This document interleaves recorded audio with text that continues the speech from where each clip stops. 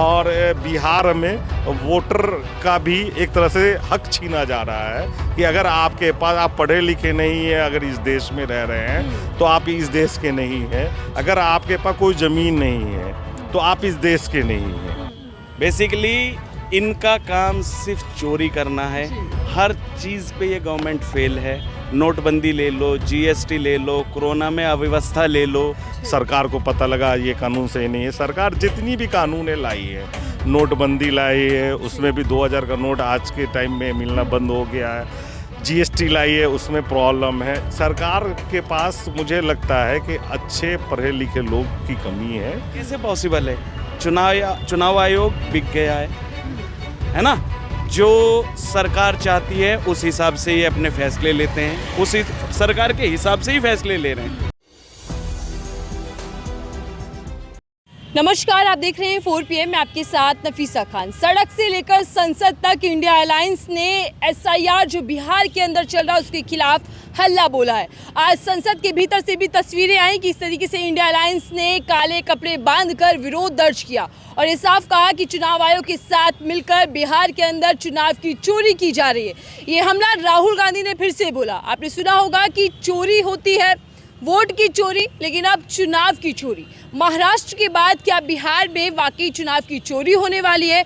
और क्या ये मुद्दा एक ऐसा मुद्दा बन चुका है SIR का कि वो बीजेपी सरकार NDA गठबंधन के लिए गले की हड्डी बनता जा रहा है? क्योंकि संसद के अंदर इस मुद्दे पर बढ़ चढ़ कर विपक्ष सरकार को घेर रहा है। सवाल ये भी करेंगे कि आखिरकार ये मुद्दा कितना गरमाने वाला है, सरकार के लिए कितनी मुसीबत खड़े करने वाला है। लेकिन इसी बीच जहां इंडिया अलायंस हल्ला बोल रहा है तो वहीं JDU के सांसद हरि यादव ये बयान दे रहे हैं कि अगर मैं MP होते हुए भी बिहार के मुद्दे पर चुप रहा तो फिर किस बात का MP होना। चलिए चर्चा की शुरुआत करते हैं और समझते हैं कि क्या कुछ लोगों का कहना है। चर्चा की शुरुआत करते हैं। क्या नाम है सर आपका? फैजी रहमान। फैजी जी जी, बिहार के रहने वाले? हाँ, बिहार समस्तीपुर का रहने वाला। तो आप तो बिहार की राजनीति को बाखूबी समझ रहे होंगे। 100% पूरा समझते हैं। और ये SIR के खिलाफ प्रदर्शन भी हम लोगों ने किया है लगातार। पटना में बिहार बंद में भी हम लोगों ने शामिल हुए हैं और लगातार इस चर्चे पे हम बात भी कर रहे हैं सारे जगह कि 25 दिन के अंदर में 13 करोड़ आबादी है बिहार की, जिसमें से अप्रोक्सीमेटली 3 से 4 करोड़ आबादी जो कि बिहार से पलायन होकर पूरे देश से लेकर पूरे दुनिया में है। कैसे पॉसिबल है कि सब लोग आकर के अपना वोटर लिस्ट में नाम जुड़वा ले? एक चीज़ ये। दूसरा कि बिहार में बहुत सारे अति पिछड़े लोग हैं जो भूमिहीन रहे हैं या बहुत लोग पढ़े लिखे नहीं हैं, तो उनके पास न ज़मीन की कागज़ है और न ही पढ़ाई नहीं की है, तो कोई एजुकेशन का कोई सर्टिफिकेट नहीं है, तो वो कौन सा डॉक्यूमेंट देख लाएंगे? जैसे CA/NRC था, सेम ये चीज़ है। CA/NRC में कि आपको देश के आप नागरिक हैं कि नहीं है, इसका था। और बिहार में वोटर का भी एक तरह से हक छीना जा रहा है कि अगर आपके पास आप पढ़े लिखे नहीं हैं, अगर इस देश में रह रहे हैं तो आप इस देश के नहीं हैं। अगर आपके पास कोई ज़मीन नहीं है तो आप इस देश के नहीं हैं। तो ये सवाल तो जायज़ है। आप ये देखिए, अगर इनको करना ही था कि एग्जैक्ट जो मान ली इनका कहना है कि कुछ लोग मर गए हैं तो उनका नाम हम हटा रहे हैं, तो ये चीज़ आपको 60 साल पहले से करना चाहिए था। लोकसभा का इलेक्शन में यही लोग तो सारे थे जो कि सब लोकसभा में लगभग 29-30 सीट दिया है, NDA को जिताया है। तब तो ये लोग ठीक थे। अब जब ये लोकसभा से जीत के बिहार के 30 सीट के दम पे देश की सरकार चल रही है, तो अब वही वोटर जो है अब वो बाहरी हो गए। ये कैसा है? ये तो नाइंसाफ़ी है। ये समझिए एक तरह से जैसे महाराष्ट्र में वोट की चोरी हो रही है। अब बीजेपी और NDA गठबंधन को पता लग गया है कि बिहार में ये लोग काम नहीं कर पा रहे हैं, हवाबाजी से काम नहीं चल रहा है। और क्योंकि इंडिया गठबंधन की सरकार आ रही है, कांग्रेस पार्टी और RJD, CPIM, बाकी अदर VIP सब पार्टी इंडिया गठबंधन संसद में आज विरोध प्रदर्शन करता है SIR के मुद्दे पर, काले कपड़े पहनकर विरोध। लेकिन क्या ये सरकार के लिए बड़ी मुसीबत बन पाएगा? देखिए, सरकार को यहाँ के लोगों को मुसीबत में डालने की आदत हो गई है। चाहे CA/NRC के नाम पे 3 महीना 4 महीना पूरे देश में प्रोटेस्ट चला, फिर किसान बिल पर लेके 700 लोगों का जान जाने के बाद 8 महीना 7 महीना चलने के बाद सरकार को पता लगा ये कानून सही नहीं है। सरकार जितनी भी कानूनें लाई है, नोटबंदी लाई है, उसमें भी 2000 का नोट आज के टाइम में मिलना बंद हो गया है, जीएसटी लाई है, उसमें प्रॉब्लम है। सरकार के पास मुझे लगता है कि अच्छे पढ़े लिखे लोग की कमी है कि जो भी कानून लाते हैं जल्दबाजी में लाते हैं, या कोई बता देता है उस कानून को ले आते हैं, फिर बाद में इनको पता लगता है ये कानून गलत है तो धीरे धीरे हटते हैं ये। सर, जेडीयू सांसद गिरधारी यादव जी अब सीधा हमला चुनाव आयोग पर कर रहे हैं। अभी तक तो विपक्ष हमला कर रहा था। चुनाव आयोग क्या इस पर पुनर्विचार करेगा और क्या दबाव में काम कर रहा है चुनाव आयोग? ये तो 100% है। गिरधारी यादव जी तो पहले एक ऐसे सांसद बांका से आते हैं जेडीयू के जो हैं, जिन्होंने आज बोल भी दिया। बहुत सारे सांसद जो पीछे में हम लोग से बात करते हैं, लेकिन मजबूरी के तहत, क्योंकि वो सांसद ही रहेगा कि नहीं रहेगा, क्योंकि हिटलरशाही है देश में, क्या पता वो बोलें और अगले दिन उनके घर पे ईडी पहुंच जाए। इस डर से भी बहुत सारे सांसद नहीं बोल पाते हैं। तो बहुत सारे लोग, कोई भी खुश नहीं है इस से, क्योंकि जो सांसद हैं उनके कॉन्स्टिट्यूंसी में 10 से 12 लाख 15 लाख वोटर्स हैं, वो भी तो परेशान हो रहे हैं, वो भी तो अपने सांसदों को फ़ोन कर रहे हैं। आप ये समझिए कि आप पत्रकार हैं, इस पत्रकारिता दिल्ली या नोएडा के स्टूडियो में जो है, मुझे लगता है 70% बिहार के ही लोग हैं जो नौकरी कर रहे हैं। उनको भी जाके फॉर्म भरना होगा, उनको भी फॉर्म भरना होगा। हो सकता है उनका बिहार का जो आईडी है वो भी ना मिले।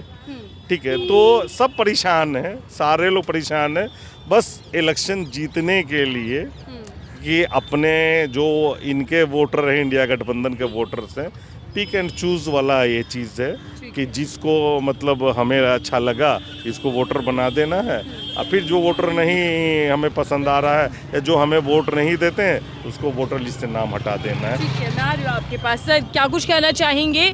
बिहार वोटर लिस्ट रिवीजन, इस पर इतना हंगामा कि संसद में भी सरकार घिरती दिखाई दे रही है, लेकिन सवाल ये है कि क्या वाकई चुनाव की चोरी हो रही है जैसे राहुल गांधी कह रहे हैं? आप देखिए, महाराष्ट्र इलेक्शन हुआ, महाराष्ट्र विधानसभा का इलेक्शन है ना। महाराष्ट्र विधानसभा के इलेक्शन में नेता विपक्ष ने सारी चीज़ें संसद के पटल पर रखी है ना। किस तरीके से चुनाव आयोग वोटर लिस्ट देने से मना करता है। एक घर में 7,000 वोटर रह सकते हैं क्या? आप बताइए। हम दिल्ली एनसीआर में रहते हैं, यहाँ एक बहुत बड़ी सोसाइटी जो होती है, मल्टी स्टोरी टावर्स, उनमें कहीं जाके उतनी गैदरिंग होती है। वहाँ एक सिंगल घर पे, महाराष्ट्र में एक सिंगल घर में 7,000 लोग रहते हैं। तो क्या ये चोरी नहीं है? और किस हिसाब से जिस विधानसभा में महाराष्ट्र में बीजेपी जीती, वहाँ कितने नए वोटर बने, वो सारे के सारे एक ही दल को वोट देंगे? कैसे पॉसिबल है? चुनाव आयोग बिक गया है ना।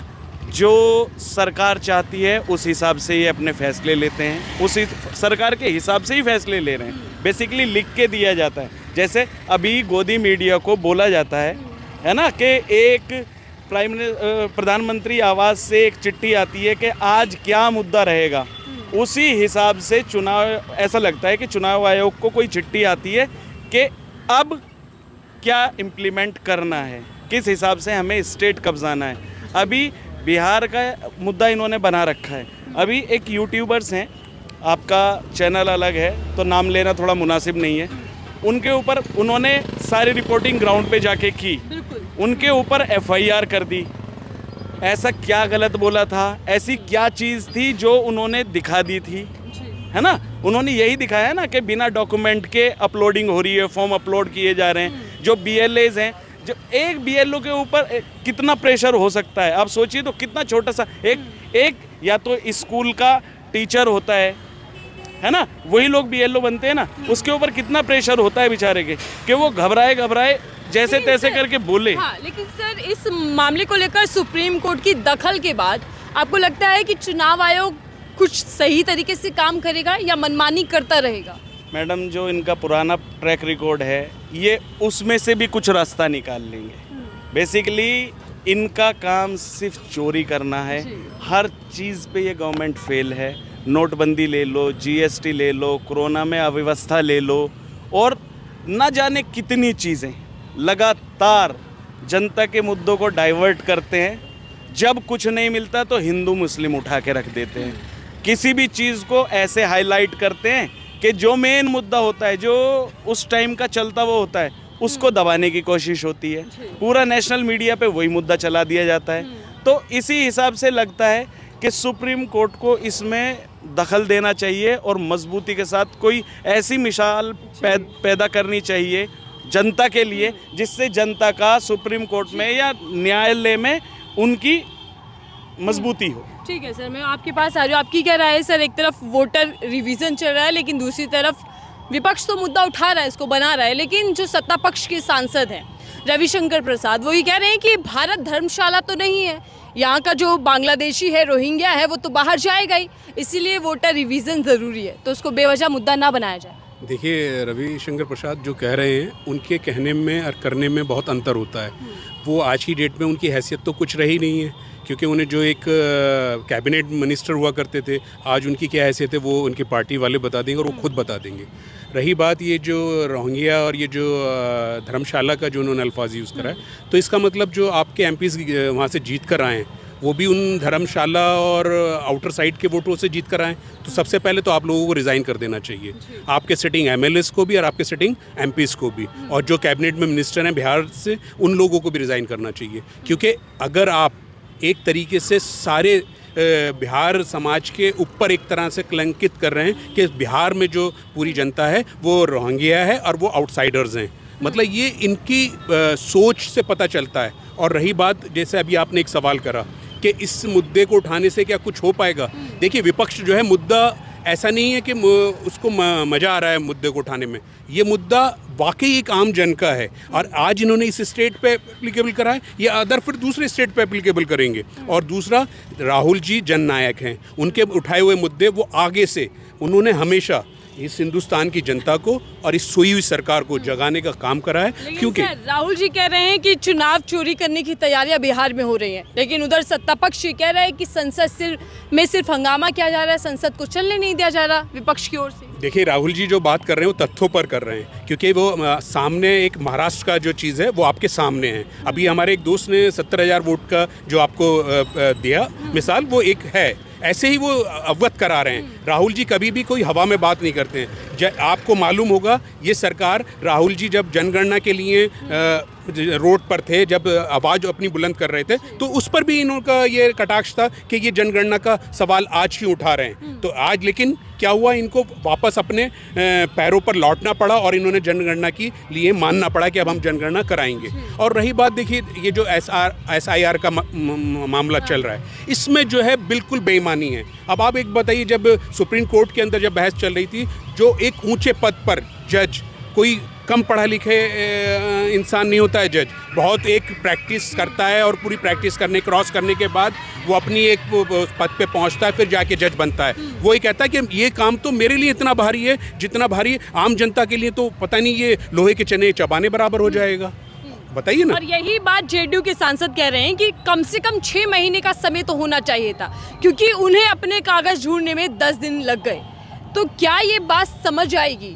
क्या इस बात पर भी मंथन होगा? देखिए, अब देखिए, अभी विपक्ष का सवाल उठा रहा था, अब जो सत्ता में भोगी हैं वो लोग खुद सवाल उठा रहे हैं, क्योंकि देखिए उन्हें भी आम जनता को अपना जाके चेहरा दिखाना है। वो कब तक अपने चेहरों को छुपाएंगे, क्योंकि इस सरकार की नीतियों को वो अच्छी तरह समझते हैं जो उस सत्ता में हैं, क्योंकि वो ज़्यादा बेहतर जानेंगे। घर का मामला जो है, घर का जो इंसान जो सदस्य होता है वो ज़्यादा बेहतर जानता है ना, तो वो ज़मीर जाग गया है, जो उन्होंने इतनी बड़ी बात पटल पर आकर रख भी दी। मैं जेडीयू सांसद की बात कर रहा हूँ जिनका आप जिक्र कर रहे हैं।